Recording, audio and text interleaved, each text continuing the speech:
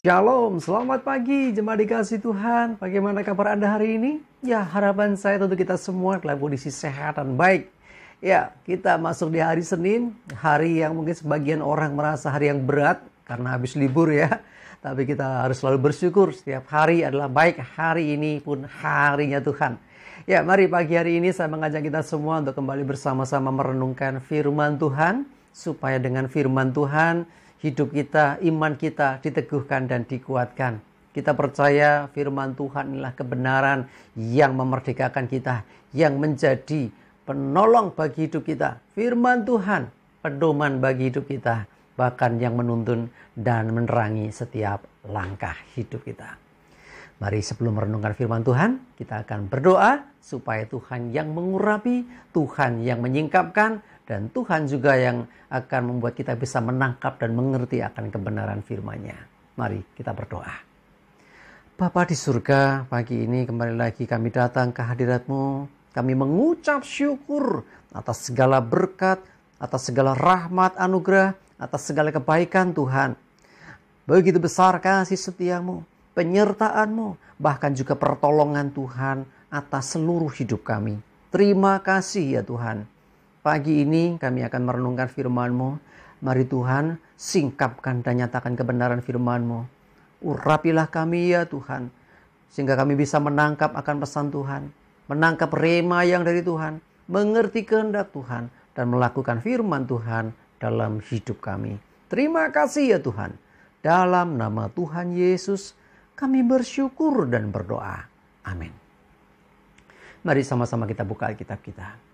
Renungan pagi hari ini saya ambilkan dari Matius 6 ayat 12 dan Matius 6 ayat 14 sampai 15. Saya bacakan. Dan ampunilah kami akan kesalahan kami, seperti kami juga mengampuni orang yang bersalah kepada kami. Karena jikalau kamu mengampuni kesalahan orang, Bapamu yang di surga akan mengampuni kamu juga. Tetapi jikalau kamu tidak mengampuni orang, Bapamu juga tidak akan mengampuni kesalahanmu. Jemaat dikasih Tuhan, ya ini potongan dari doa Bapa kami. Ya ada satu bagian ayat yang mengatakan, ampunilah kesalahan kami seperti kami mengampuni orang yang bersalah kepada kami. Bagaimana kita mengampuni orang, itulah yang kita minta supaya hidup kita diampuni di hadapan Tuhan. Kita harus jujur mengakui bahwa kita juga orang berdosa yang tentu banyak berbuat kesalahan dalam hidup kita. Banyak dosa pelanggaran kita di hadapan Tuhan. Dan kita membutuhkan pengampunan Tuhan. Dan ternyata Tuhan Yesus mengajarkan dalam doa Bapa kami ini mengenai pengampunan ini adalah seperti kami mengampuni orang yang bersalah kepada kami. Kalau ada orang berbuat salah kepada kita dan dia minta maaf, meminta ampun. Kalau kita mengampuni, maka seperti itulah juga kita akan mendapat pengampunan dari Tuhan. Tetapi kalau kita tidak mau mengampuni kesalahan orang, sesungguhnya Bapa di surga juga tidak akan mengampuni kesalahan kita. Karena Tuhan ingin bahwa bicara tentang permohonan ampun, ini bukan sekedar teori, bukan sekedar kata-kata. Ya, ini gak main-main. Karena pengampunan yang sesungguhnya diberikan Tuhan itu gak sembarangan. Karena ketika Tuhan melepaskan pengampunan atas kita, itu sesungguhnya di belakangnya ada yang namanya penumpahan darah Yesus. Ya, jadi ketika orang berdosa diampuni dengan apa? Dengan darah Yesus. Jadi bukan hal perkara yang mudah. Karena itu Tuhan mengajarkan kita tentang pengampunan supaya kita ngerti bahwa kita sudah diampuni dari kesalahan kita.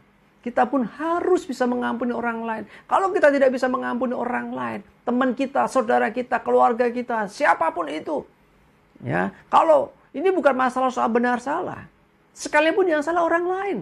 Lihat ayatnya mengatakan apa? Seperti kami mengampuni orang yang bersalah kepada kami, orang lain bersalah sama kita. Tetapi Tuhan mengajarkan kepada kita, yang salah orang lain, kita harus melepaskan pengampunan. Kalau saya boleh ekstrim katakan gini, sekalipun orang itu nggak minta ampun, sekalipun orang itu nggak minta maaf, yuk lebih dulu kita datang kepada Tuhan. Tuhan, ampuni aku pertama. Dan aku pun mengampuni dia yang telah melukai aku, yang telah menyakiti aku, yang telah bersalah bahkan menyebabkan aku mungkin mengalami masalah dan sebagainya. Jadi intinya apa? Tuhan mau beritahu kita betapa luar biasanya pengampunan itu sesungguhnya. Ketika Tuhan mengatakan pengampunan, memberikan pengampunan, di situ sesungguhnya Tuhan membayar akan kesalahan kita ini dengan pengorbanan Yesus di atas kayu salib dengan darah yang mahal. Dan Tuhan ingin supaya kita juga berlaku yang sama kepada orang lain. Bukan soal benar salah. Ya. Bahkan ayatnya mengatakan di ayat yang bawah tadi, kalau kamu tidak mengampuni orang, maka Bapamu juga tidak akan mengampuni kesalahanmu. Artinya kesalahanmu masih ada. Loh, aku kan udah percaya Yesus, engkau percaya Yesus, tetapi engkau tidak bisa mengampuni orang. Ini loh, ini yang mengajarkan Tuhan Yesus. Jikalau kamu mengampuni kesalahan orang, Bapamu mengampuni kamu. Jikalau kamu tidak mengampuni, maka Bapamu juga tidak mengampuni. Artinya dosa itu masih ada, kesalahan itu masih melekat dalam dirimu. Padahal upah dosa maut. Artinya hati-hati, keselamatan kita, ya, anugerah besar yaitu hidup kekal yang harusnya kita terima terancam. Karena apa? Kalau kita belum terampuni, kita masih ada dosa. Ingat, Tuhan Maha Kudus. Ya, dosa membuat orang mengalami penderitaan. Dosa membuat orang mengalami kebinasaan. Karena dosa orang tidak bisa masuk surga. Tuh, kita kan orang berdosa ya. Tetapi ketika bertobat, sungguh-sungguh Yesus mengampuni kita. Tetapi kalau kita belum diampuni karena kita tidak mau mengampuni orang lain tadi, bukankah dosa itu berarti masih ada dalam diri kita? Ngeri, saudaraku dikasih Tuhan. Karena itu mari jemaat dikasih Tuhan, saya mengajak kita semua.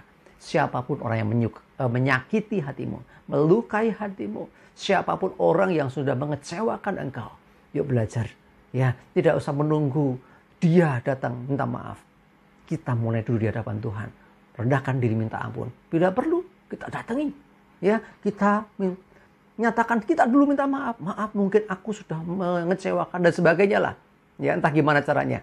Tapi Roh Kudus akan tolong kita. Kalau kita sungguh-sungguh punya hati yang ingin yang namanya rekonsiliasi itu ada. Ingat, yang namanya gesekan, yang namanya masalah, yang namanya mungkin kesalahan, itu akan selalu ada ketika kita berhubungan dengan orang lain.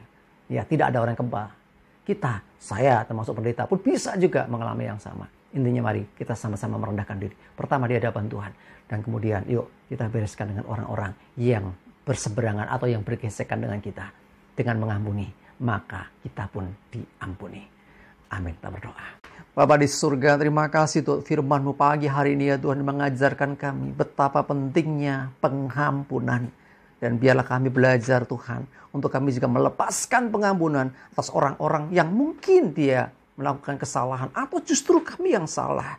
Intinya bukan soal siapa benar atau salah, tapi kami mau Tuhan supaya sesama kami bisa saling mengampuni. Seperti itulah yang Tuhan kehendaki dari hidup kami. Supaya kami pun juga diampuni oleh Bapa di surga atas kesalahan kami. Terima kasih kami berdoa menyerahkan hari ini hidup kami. Mohon tuntunan dan penyertaan-Mu ya Tuhan. Dan dijauhkan kami celaka mara bahaya. Damai sejahtera, sukacita dan berkat-berkat Tuhan menyertai. Dalam nama Tuhan Yesus kami bersyukur dan berdoa. Amin. Mari jemaat dikasih Tuhan. Yuk belajar untuk kita mengampuni. Dan tetap semangat menghadapi hari Senin. Ya, Tuhan Yesus memberkati kita semua. Amin.